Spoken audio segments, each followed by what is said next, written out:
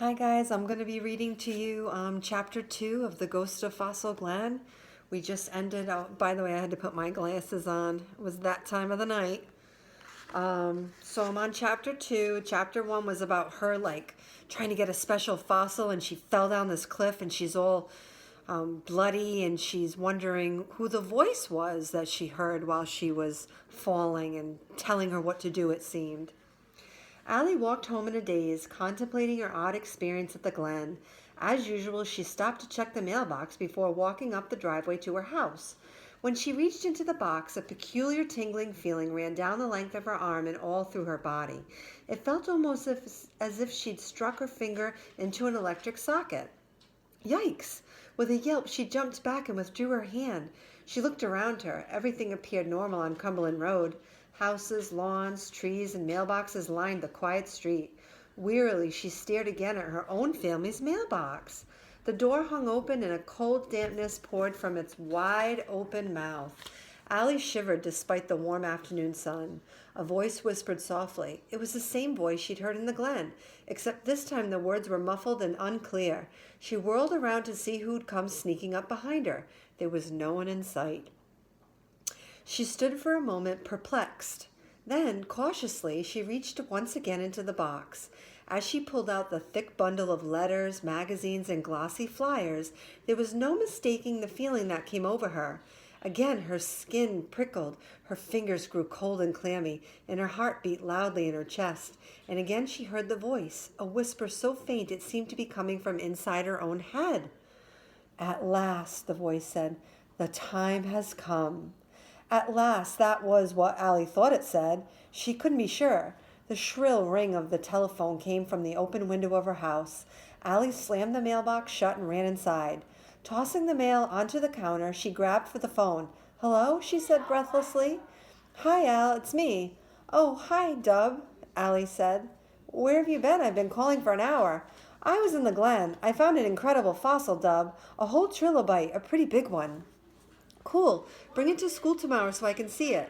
"Okay, so what's up?" "My dad's using the computer so I don't have anything to do." Allie laughed. She liked to tease Dub about being a cyberhead because of all the hours he spent on his computer. "Thanks a lot. You mean you called me because you were bored?" "Actually, I was calling to procrastinate," Dub said. "I can't think of anything to write in my journal." Allie groaned. "Well, you're ahead of me. I don't even have a journal yet." "Mr. Henry said it's okay to use a regular notebook," said Dub.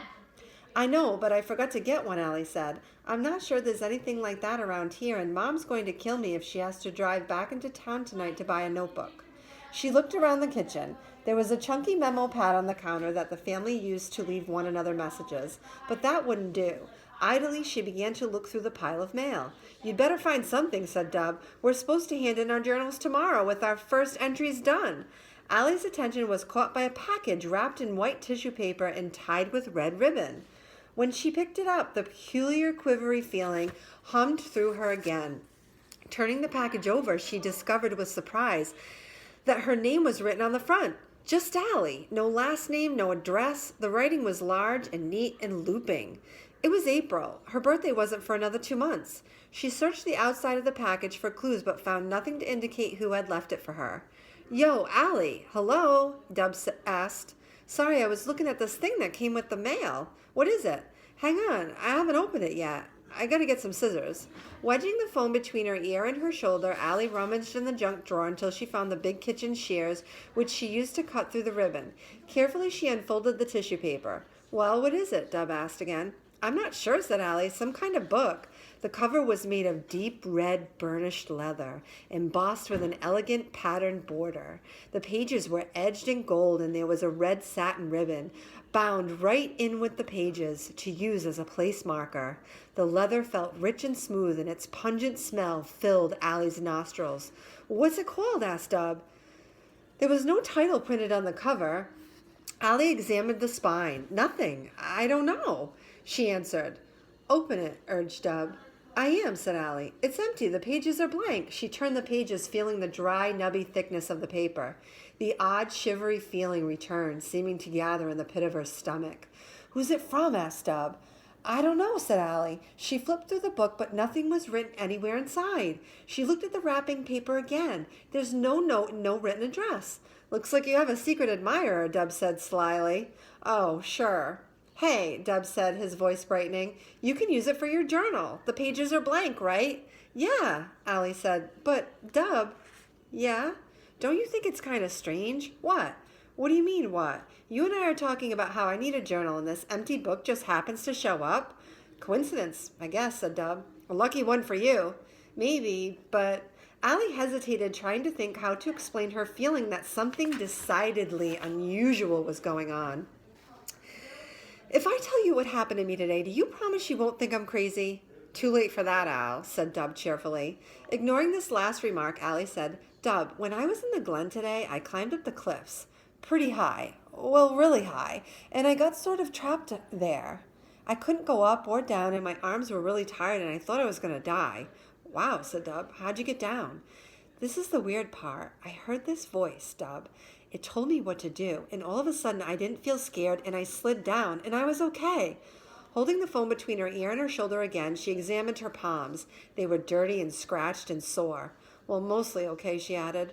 Whose voice was it? Dub asked curiously. I don't know. I mean, there wasn't anybody there, but the voice seemed familiar somehow. It was almost as if it came from inside my head, but it wasn't me. Dub was quiet, listening, so Allie went on. Then when I got home, I opened the mailbox, the way I always do, and I got the funniest feeling. You know how people say chills ran down my spine? That's exactly what it was like. I heard the voice again, too, but no one was around. And then this book showed up with my name on the wrapper, and I have no idea who it's from. And the book was in the mailbox, asked Dub? Right. Cool. Dub, this is serious. Well, it's weird. I have to agree. There was silence for a moment. You sure it wasn't Michael tricking you? Dub asked. Michael was Allie's little brother. How? He's not home from the babysitters yet, said Allie. No one's home but me, and don't tell me it was my imagination. Okay, said Dub. It happened. I guess you'll just have to wait and see if it happens again. Allie agreed. So meanwhile, are you going to use that book for your journal? Allie looked again at the dark red leather cover and the gilded pages. Well, it beats a regular old notebook any day. What are you going to write about? I don't know, said Allie. Dub and I were both in Mr. Henry's 6th grade class. Mr. Henry had announced that everyone was to begin keeping a journal. They could write about anything they pleased, the books they'd read, their daydreams, stories, poems, questions, even their most secret thoughts. The whole class had agreed on a rule. All journals were absolutely positively private. No student was allowed to read anyone else's without permission. The books would be turned in to Mr. Henry from time to time. He alone would read them, and my lips are sealed, he'd said with a smile, making the motion of locking his mouth and throwing away the key. Allie rubbed her hand across the smooth leather on the front of the book, thinking, Well, I can see you're not going to be much help, said Dub. I'm hanging up. Hey, don't forget tomorrow's Earth Day. I won't, said Allie. Allie's school was going all out for Earth Day. Each class had selected a special project designed to help the environment and beautify the school and the community. Mr. Henry's class had voted to clean up Fossil Glen Cemetery, which was behind the school about 100 yards from the steep ravine of Fossil Glen and the creek that ran through its bottom. Okay, see you tomorrow, Dub said. Allie hung up the phone and stood at the kitchen counter looking at the book. It really was beautiful. No one in the class would have a journal anywhere near as special. She closed her eyes and, hugging the book to her chest, imagined filling it with words that would shine with wit and truth and beauty. That's a good personification right there. Then, as suddenly as before, the chills settled over her, raising the flesh along her arms and all the little hairs on the back of her neck. Her eyes were still closed when a face appeared in her mind's eye. It was a girl about her own age. The girl's curly black hair floated around her face in a cloud, and her dark eyes penetrated Allie's. Her expression was serious, almost stern, but at the same time sad. The outlines of her image were faint and wispy, as if she were surrounded by fog or mist. Her upper body appeared for a moment, the arms reaching beseechingly toward Allie, her lips moving slowly, and Allie heard the muted voice. This time the words were distinct, although they sounded as if they came from very far away. Help me! Then the image faded entirely. Allie had never seen the girl before in her life. Stay tuned for chapter 3.